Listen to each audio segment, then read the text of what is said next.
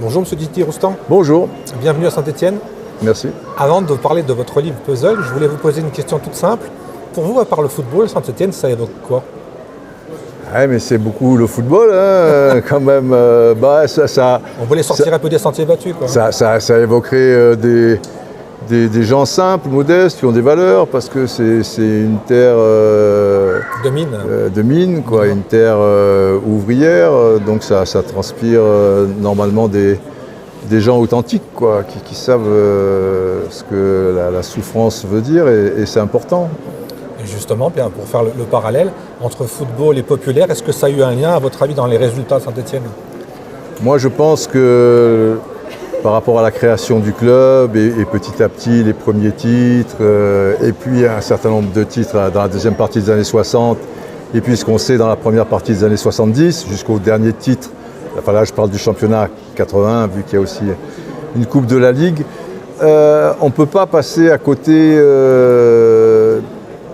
de l'environnement, quoi, et de quelque chose qui est aussi ancré à Saint-Étienne. Donc à partir du moment où le football est un sport où on doit faire des efforts, je pense qu'il fallait évidemment du talent pour avoir ces résultats, parce que bon.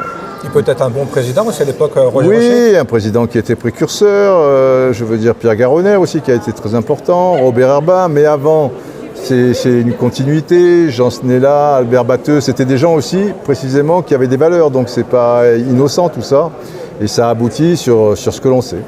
Comme vous êtes une mémoire du football, est-ce que vous savez pourquoi les Verts jouent en vert, justement? Alors, parce que je pense que c'était les couleurs de Casino ou quelque chose comme ça. C'était les stores, ouais. Les stores de Casino qui étaient verts, voilà.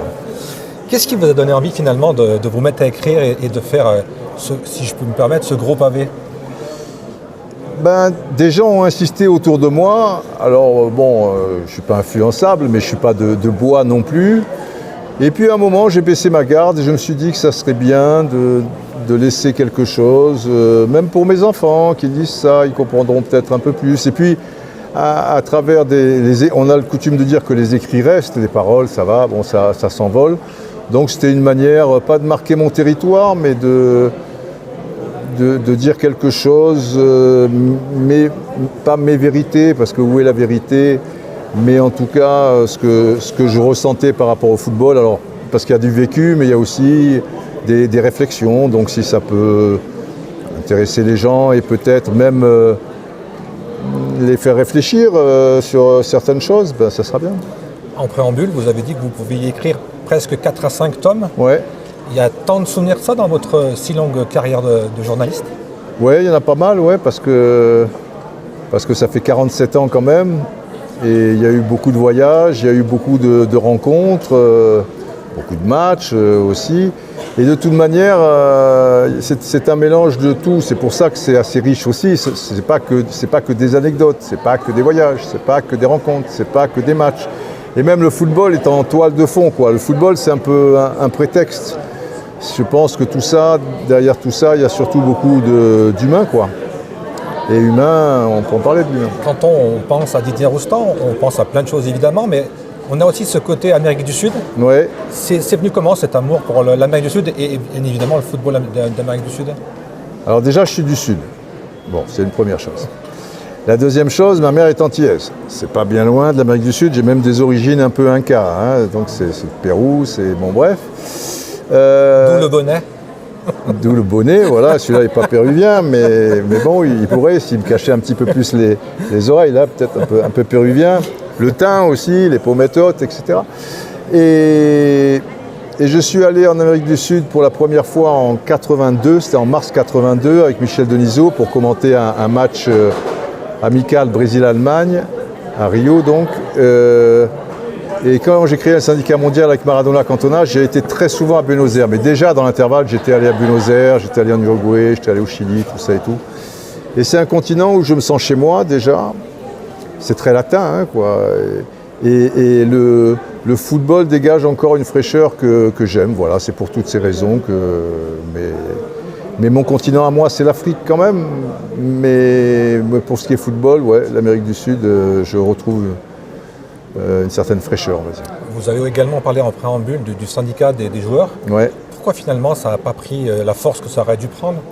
Les instances où la politique sont trop fortes? Ah bah oui, bah nous on était des mescalaros, comment dire, on était des ennemis. Ces gens-là, la FIFA, l'UEFA, ils ont la presse avec eux, ils ont les moyens avec eux, ils ont les clubs quand même avec eux. Donc c'était le pot de fer contre le pot de terre. Donc bon, bah on a fait des choses pendant 4 ans, on a ouvert une brèche aux gens maintenant, peut-être, puisqu'il y a des gros problèmes aussi de compétition, de calendrier, de joueurs qui se plaignent, et bien eux d'en créer un, et bonne chance à eux. Alors j'ai pas eu la chance, que je suis trop jeune, de voir jouer Pelé, mais j'ai vu jouer Maradona, qui pour moi est le plus grand joueur que j'ai vu. Hein. Ouais.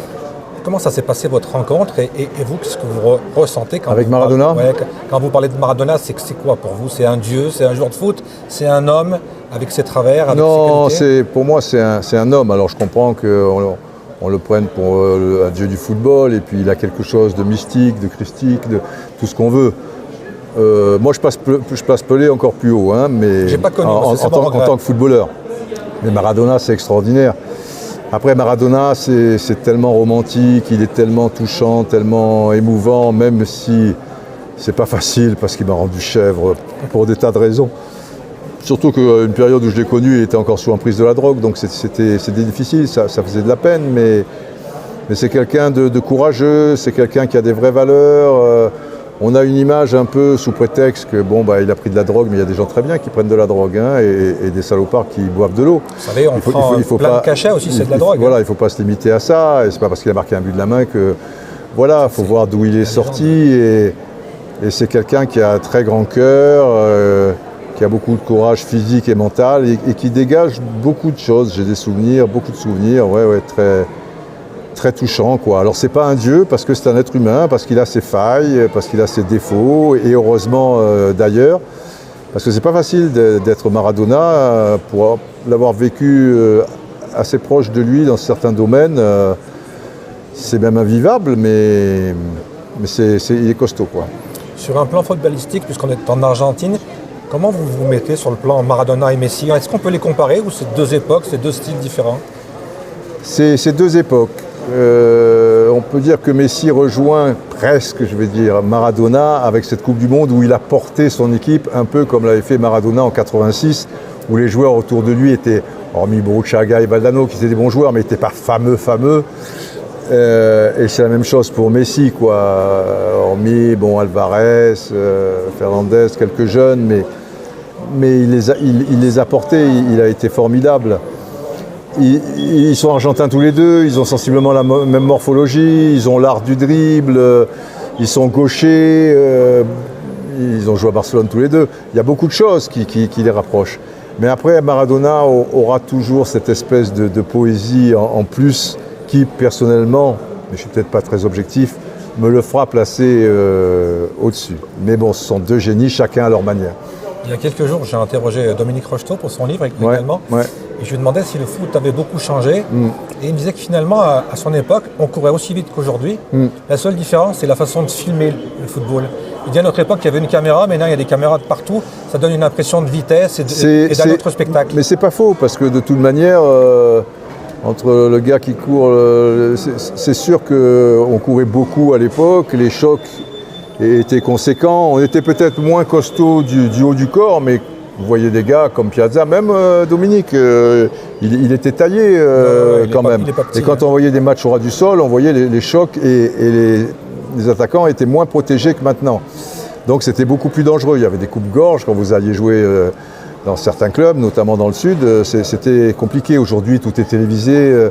Disons qu'on est plus protégé. Malgré tout, le football d'aujourd'hui reste plus physique. On va dire que ça va plus vite. Mais le fait qu'il y ait beaucoup de caméras, que dès qu'il y a des temps morts, on voit des ralentis avec des loupes, avec des choses comme ça, ça donne une impression aussi de vitesse et de puissance qui change un petit peu la donne. Il a raison.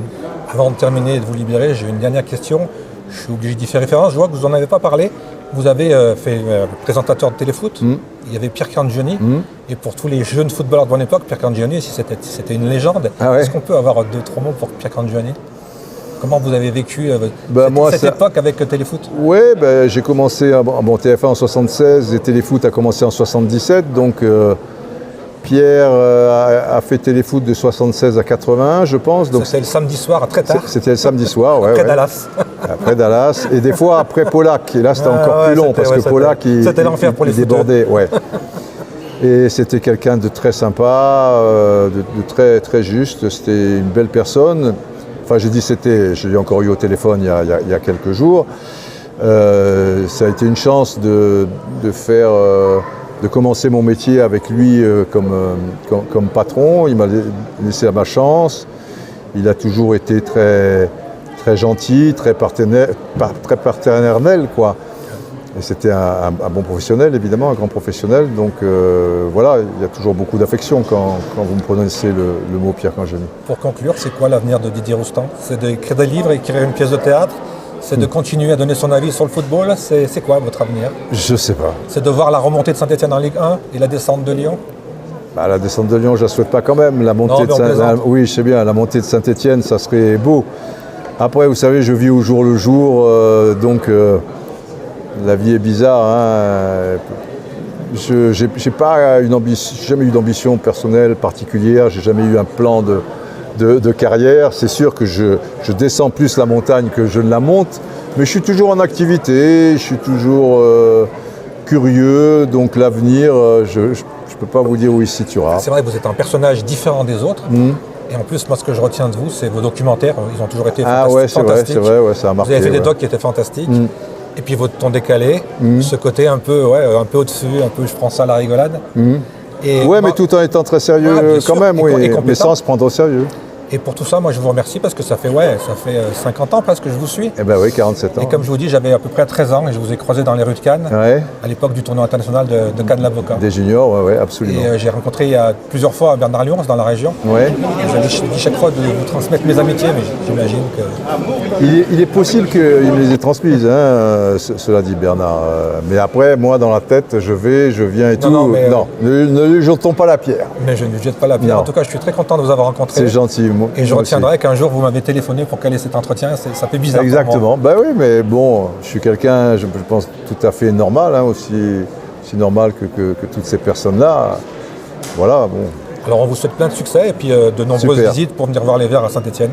Ok, impeccable. Merci beaucoup, Didier Roustan. Merci à vous.